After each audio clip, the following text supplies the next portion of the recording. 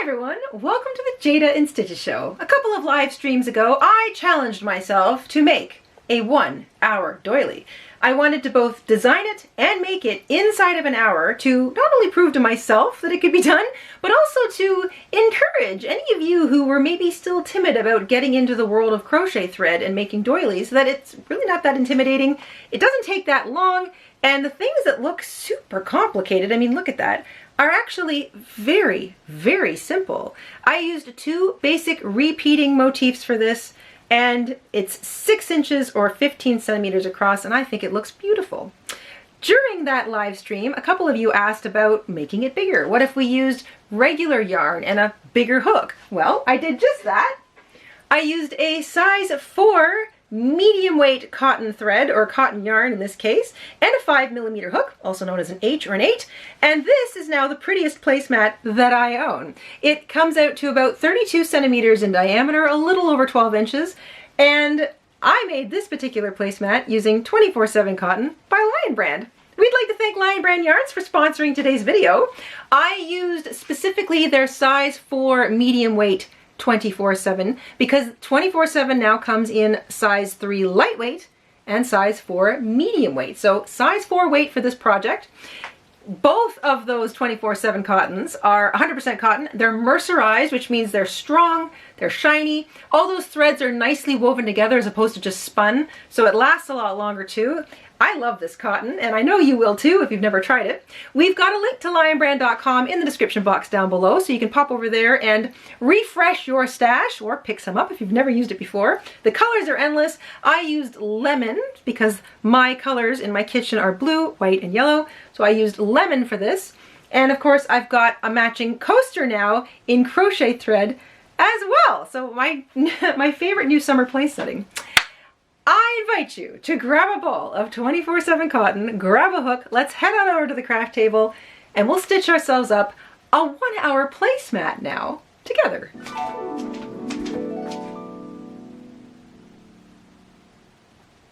We're going to take our yarn, make a slip knot on our hook. We're going to chain 8 to begin.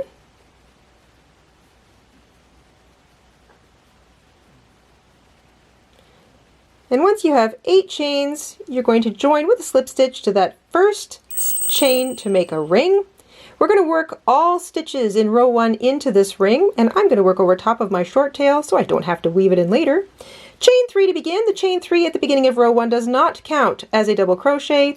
Double crochet 18 times into the ring.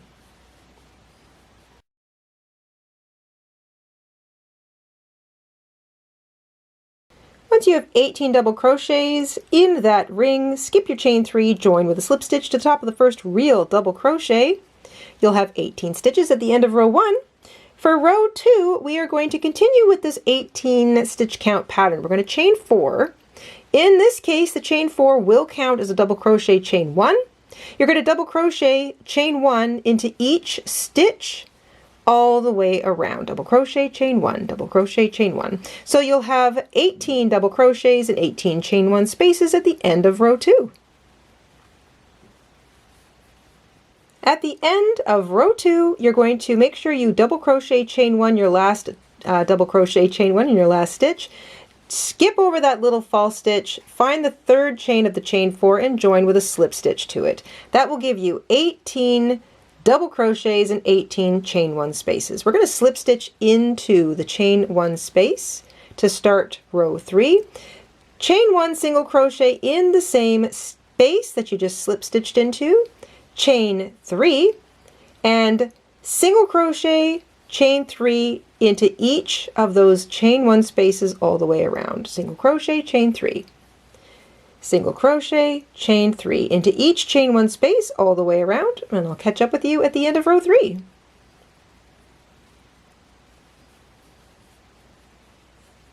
At the end of row 3, make sure you single crochet, chain 3 in the last chain 1 space, and you can slip stitch to join in that first single crochet you made. You'll have 18 single crochets and 18 chain 3 spaces all the way around. And here's where you might want to start employing your stitch marker, because the first stitch of the row gets a little harder to see over the next few rows because we're going to continue this meshy spiraling pattern. To begin row 4, we're going to slip stitch into the chain 3 space that's right next to where we joined the row. Chain 1 and single crochet in that space. And here's where you want to use your stitch marker. Just mark that first stitch so that you can see it when you get back around to it. Chain 3, and just like the previous row, this is a complete repeat. We're going to single crochet, chain 3 in each space all the way around. Of course, now the spaces are these chain 3 loopy things. So into each chain 3 space, single crochet, chain 3. You're going to do that 18 times total. I'll see you back at the end of row 4.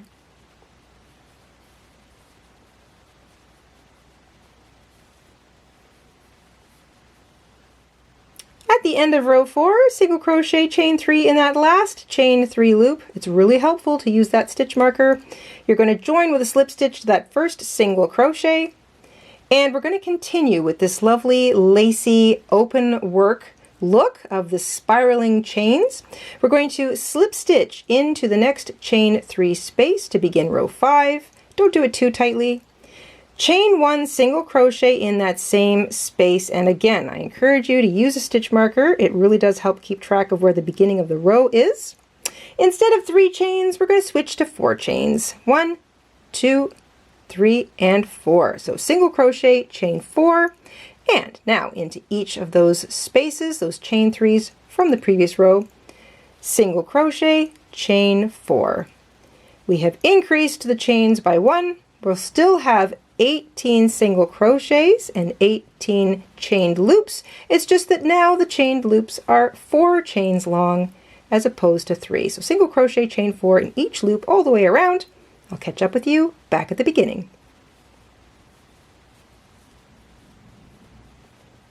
At the end of row 5, single crochet, chain 4 into that last chained loop. Again, that stitch marker really helps keep track of the first single crochet. Slip stitch to join, and row 6 is an exact repeat of row 5. Slip stitch into the next chained loop.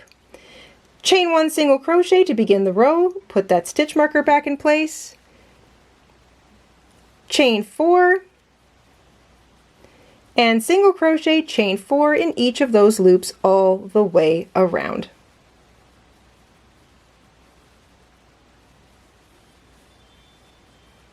At the end of row 6, work your last single crochet, chain 4 into that last loop and join with a slip stitch to that first single crochet. Rows 7 and 8 are also the same. We slip stitch into the next chained loop to start the row. Chain 1 single crochet into that loop. Again, I recommend using your stitch marker. But for rows 7 and 8, we use a chain 5 now in between our single crochets. So single crochet, chain 5, single crochet, chain 5 into each chained loop all the way around. Single crochet, chain 5. You're going to complete this row exactly the same way as the previous row. Slip stitch to join to the first single crochet, and then slip stitch into the next chain 5 space. Chain 1 single crochet in the same space, chain 5, and continue. So again, rows 7 and 8 are identical. You're just chaining 5 now in between your single crochets. I will see you at the end of row 8.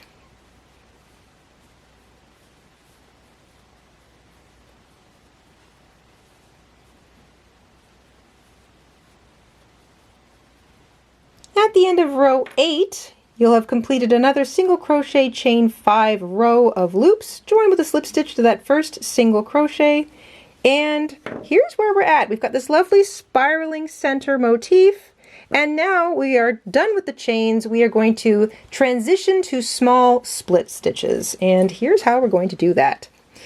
You're going to slip stitch into the next chain 5 space, chain 3, which in this case will count as a double crochet. Double crochet once more into that same chain 5 space, chain 2, and 2 double crochet. So a small split shell is 2 double crochet, chain 2, 2 double crochet worked into any space. Looks like this.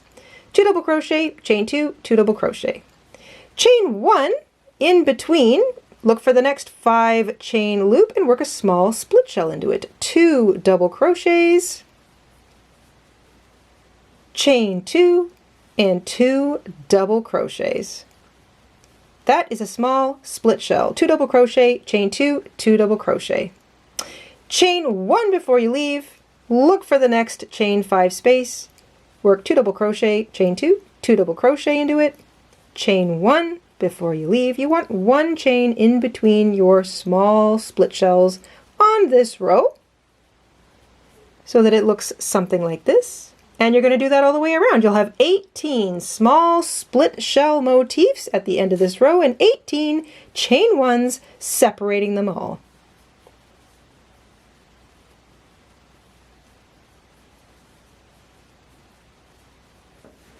At the end of row 9, work your last 2 double crochet, chain 2, 2 double crochet, small split shell motif, chain 1, and join with a slip stitch to the top of the chain 3 that began the row.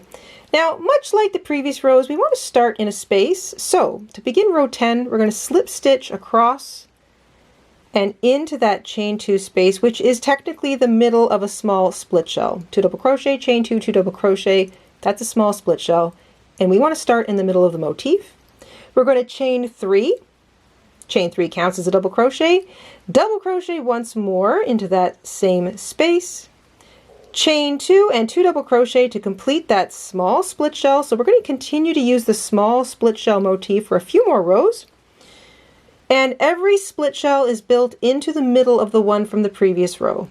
So always work a split shell into the middle of the previous row's split shell. Instead of chaining 1 between our split shells, we're going to chain 2. Skip the chain 1 space, find the middle of the next split shell, and work 2 double crochet, chain 2, and 2 double crochet, all into the same space, because that's the middle of a split shell from the previous row. So 2 double crochet, chain 2, 2 double crochet, and now it's chain 2. That just lengthens the space between our split shell motifs. You're going to repeat that a total of 18 times because you're still going to have 18 small split shells all the way around, but now you'll have 18 chain 2 spaces in between them.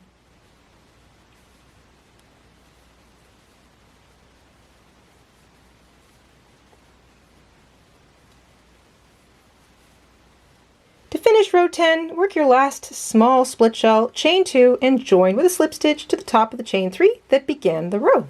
We've got 2 more rows in which we're going to be using the small split shell motif, and row 11 is very similar to the previous 2 rows. So we're going to slip stitch across and into the chain 2 space, that's the middle of a split shell, to begin row 11. We're going to chain 3 counts, it's a double crochet into the same space, chain 2, and finish that small motif with a 2 double crochet. So there we go, 2 double crochet, chain 2, 2 double crochet. We're still using that small split shell motif. Instead of 1 or 2 chains in between, we're going to chain 3 now.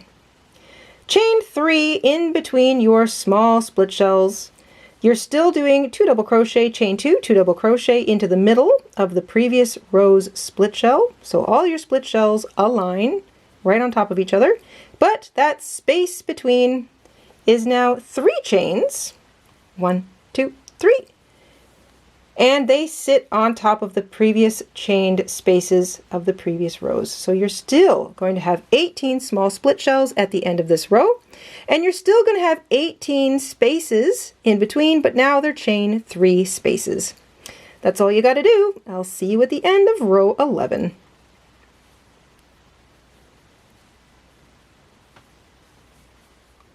At the end of row 11, you're going to work your last split shell and your last chain 3, join with a slip stitch to the top of the chain 3 that began this row. And for row 12, we're going to use our small split shell motif one more time. It's very similar to the previous 3 rows, but with one little difference. We're going to be adding some fun little things into the chain 3 spaces in between our small motifs. So, slip stitch into the next stitch and slip stitch into the middle of that split shell from the previous row.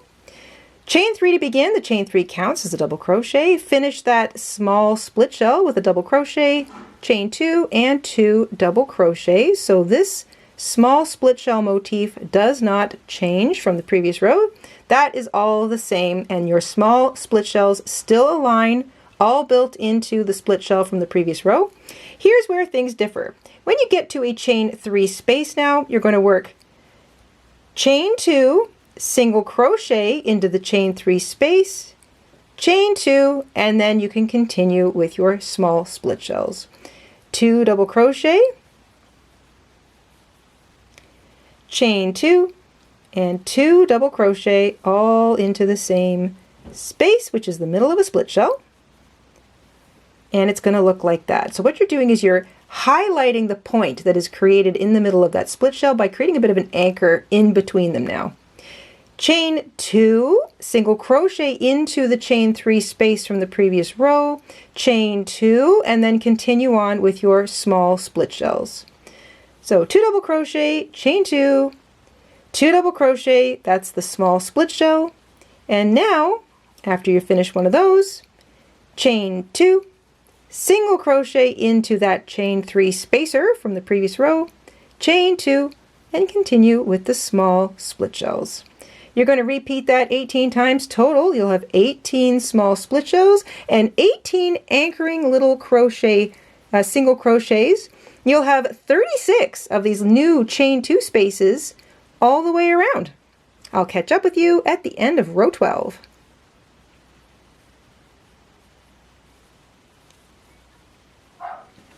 At the end of row 12, you're going to finish your last chain 2, single crochet, chain 2, built into that chain 3 space from the previous row. Join with a slip stitch to the top of the chain 3 that began the row. Remember, the chain 3 that begins the row counts as a double crochet. That's the end of row 12. That's the end of the use of the little small split shell pattern. We have one more row to go. It's a finishing row and it's all single crochet. So here we go. We're going to chain 1 and single crochet right where we joined the row. Single crochet into the next stitch, which is the top of a double crochet, and then into the chain 2 space that sits in the middle of a small split shell.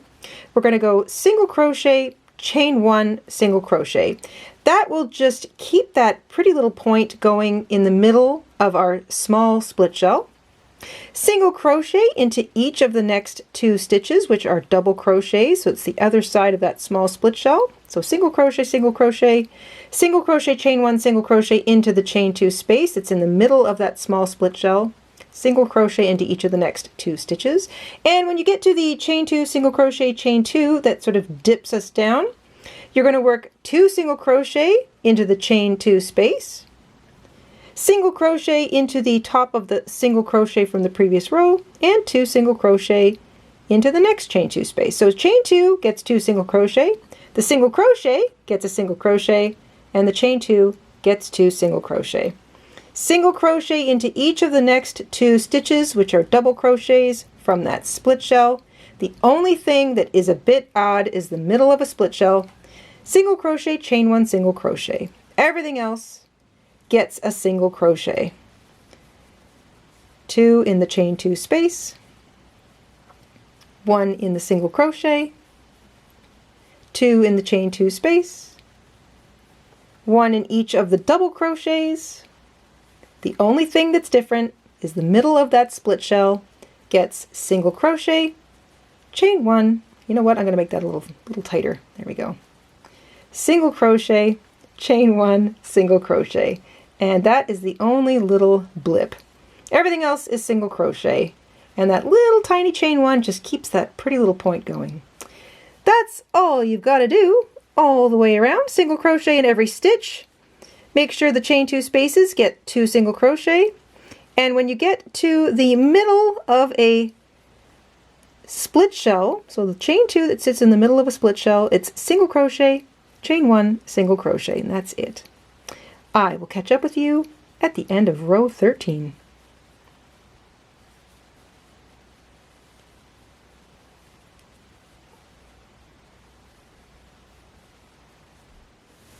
At the end of row 13, you're going to work your last 2 single crochets into that last chain 2 space before you get back to the beginning and join with a slip stitch to that first single crochet. You'll have 198 single crochets all the way around and 18 chain 1 little points. And that's it. You can fasten off. Flip it over and weave in your tail. And I do recommend that you lightly block this. You can get it wet or spray it. You could even wash it if you want. I recommend hand washing just because it keeps the longevity of things. Things look nicer, longer if you hand wash. Cool water. Then you can lay it flat to dry, and while blocking you can just pull out all of the little points. Leave it on a towel on a flat surface like a table or the floor, and it'll look lovely for years to come. And of course you can make the smaller version of it just using crochet thread and a smaller crochet hook.